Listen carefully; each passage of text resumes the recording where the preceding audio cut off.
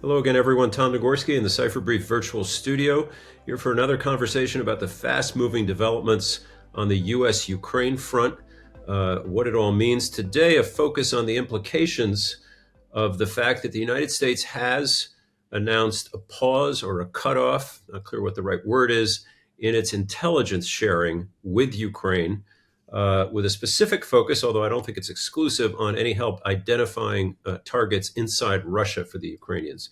And joining us today, somebody who knows a fair bit about intelligence sharing, Edward Bogan, a member of our Cipher Brief expert network, a retired CIA operations officer, more than 2 decades of experience around the world. And Ed, help us maybe just as a kind of layperson's question for the start here. I think most people will understand when a weapons system, because they've cut those too, when a military delivery is stopped, even if you don't know what a HIMARS battery or Patriot battery or whatever is. Intel sharing is a little tougher to get your hands around. What happens or what doesn't happen when that order comes down? Great question. And thanks for having me, Tom. And really happy to be here on the Cipher Brief.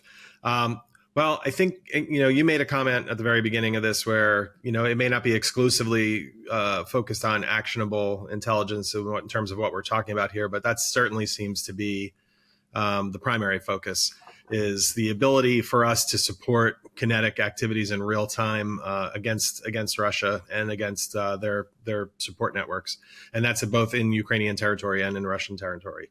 So for us to remove the targeting support that allows for real-time kinetic effects against the enemy is a pretty significant withdrawal, and it has an immediate effect on the warfighting capability. Now, it doesn't remove it; it just reduces it.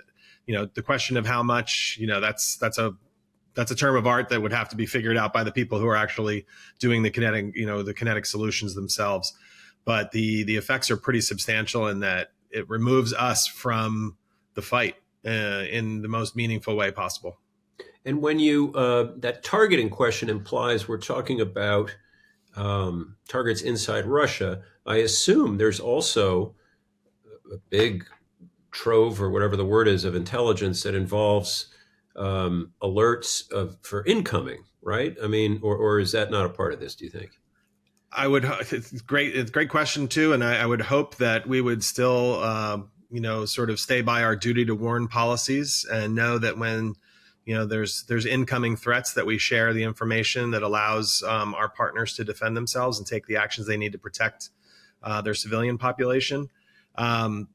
It's not clear from the public pronouncements how deep is it a 100%, no cooperation on anything? I would hope that's not the case. But there are very clear, longstanding policies within the intelligence community to share intelligence with partners when there's threat information to them. Mm-hmm. And even, there's processes for us to evaluate even sometimes more seemingly absurd scenarios where an enemy or an adversary, we're aware of threat reporting against them. We still have to evaluate, kind of whether we would pass that or not in a case-by-case basis. In this instance, this is clearly an ally, clearly a friend, clearly someone we've been supporting for quite a long time. And I would hope that we would continue to share imminent threat reporting with them when we obtain it. And this may or may not be helpful, just as you say, we don't know precisely because it's not like there was a public order given, but the Financial Times, I think, broke the initial story, and the phrasing they had from multiple sources, they said, was that while some informal sharing of intelligence might continue, there would be nothing more that involved, quote, time-sensitive or high-value intelligence. What do you read in those adjectives, time-sensitive and high-value? Yeah, I remember reading that when that article came out as well, and I immediately went to actionable intelligence, offensive that would be offensively used against Russian interests. I have a hard time thinking that we wouldn't share threat information with them, and I truly hope that's not the case, that we're also withholding that kind of timely intelligence. Recognizing excellence in national security. The Cipher Brief Honors Dinner celebrates those who've made a real difference in protecting our nation. It's an unforgettable evening with top leaders in the field. Join us in honoring these remarkable contributions. Reserve your seat now at cipherbriefhonors.com. You've been a station chief in a couple of iterations of your career. For a station chief, or even just an individual officer somewhere for the agency, help us to understand what it's like. So this person X has been working for the CIA in some capacity involving Ukraine, and presumably has been doing some of this sharing. Uh, do those do those relationships just sort of stop on a dime? And when a directive comes down, do you just have to sort of freeze and like a USAID worker right now, for example? That's Mhm. probably a weird parallel, but do you just stop doing your work? How does that go? I think you're always going to be monitoring the situation, but there is going to be a pause in sharing, and then that's incredibly hard when you're on the ground because the relationships you form are real. They're battle tested. They're in the trenches sometimes together in some of these environments. So those relationships are deep and long standing, and it hurts. But at the same time, we have to follow the instructions from Washington, and also have the courage to speak truth to power when we see something that needs to be different. Can you explain that? Speak. Yeah, absolutely. I mean, sometimes, as a chief, you're going to have to go back to Washington sometimes and tell them if they've got something wrong. Now, this is obviously a much bigger policy discussion we're addressing right now. I'm talking more sort of narrow instances I can envision from my experience, from what I've heard, when I've experienced myself and what I've heard from colleagues. But sometimes you have to push back to Washington and say, look, in this one, you're wrong. Here's why, and here's what we need to do. And you need to rethink this limit, and then go from there. And sometimes you win the day, and sometimes you're just told like this is where we are right now, and you have to weather through that. And weather through that is hard in an instance like this, but it's something that, because of that longstanding relationship that we build up over time, you have, each side has a bank account with each other, and Mhm. we invest in that over time and build that up. And sometimes the bank account drains a little bit, and right now that's what's happening. The question is going to be how much damage is done and how far into the red do we get. And when you have the kinetic activity of Russia overnight, like they had with all those ballistic missiles and all those Shaheeds flown against critical infrastructure, that drains the account pretty fast, because we need to be there helping them every step of this way. Right. General Kellogg, Keith Kellogg, the administration's envoy for Ukraine and Russia, said yesterday, well, actually, he danced a bit around the question of what pause means in this case. And of course, what President Zelensky needs to do to end the pause. And I guess on that, all we can say is it may end tomorrow. It may Mhm. go on for quite some time.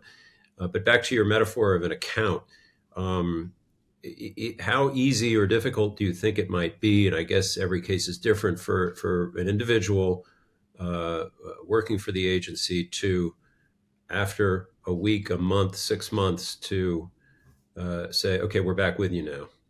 Um, Yeah, the way I characterize that is, over time, what was a transformational relationship can become a transactional relationship, mhm, and it mhm. can get worse from there as well. I mean, it can become no relationship, over time, and that's the damage. That's the risk of how long this lasts. We have had a transformational relationship with the Ukrainians in both directions in a lot of very interesting ways over the last 11 years, and we don't want to lose that.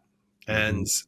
I understand there's major policy discussions going on, and I did follow General Kellogg's comments, and I agree with you. I think he was dancing around some hard questions, and some of those topics, really, in my view, need to be topics that are best discussed behind closed doors. I think to say that they kind of brought it on themselves is not a helpful comment in the discussion. I mean, it's again, that's the kind of thing that can be said behind closed doors across the table, quite frankly. Mhm. And I think that's the best place for those conversations. But to air that publicly is not helpful. You're talking about the statement that the Ukrainians brought Yeah, this intelligence sharing pause on themselves, right? right. Because when you say it that broadly, you're indicting the entire nation of Ukraine, unfortunately, by Mhm. making a sweeping statement like that, and that's just categorically untrue. I mean, there's an enormous amount of people fighting for their lives every day and have been for years. And it's just that, again, that's the kind of conversation that's probably best kept behind closed doors. Yeah. Now, you're not, well, you may be a diplomat in some ways, but you haven't been, I guess, a professional diplomat. But on that point, the administration would say, General Kellogg pretty much said that it's important that the United States, as a broker here for what's going on, uh, not be an honest interlocutor or broker. I can't remember what exactly they said, and that they don't want to be, in this case, providing information to the Ukrainians that tomorrow might kill a lot of Russians, and that's the reason for this. In addition, perhaps, to the punitive thing. How does that strike you? For 3 years of this full-scale invasion, we have picked a side. I understand the need to end the bloodshed and to end the war. At some point, it has to end. But to suddenly sort of take a seemingly neutral position has pretty significant effects across our partner coalition, obviously to the Ukrainians, and also the signals it sends to the Russians. So I think this is a time of quite a bit of change in the last 6 weeks in terms of how we're engaging on this war and in our policy space. And there's a lot of signal. Well, there's less signal and a lot of noise, and it's really hard right now to parse through what's noise and what's signal. And it's really crucial to do so, because I think the noise can really jam you up. And I think some of our adversaries are quite good at stirring that noise space.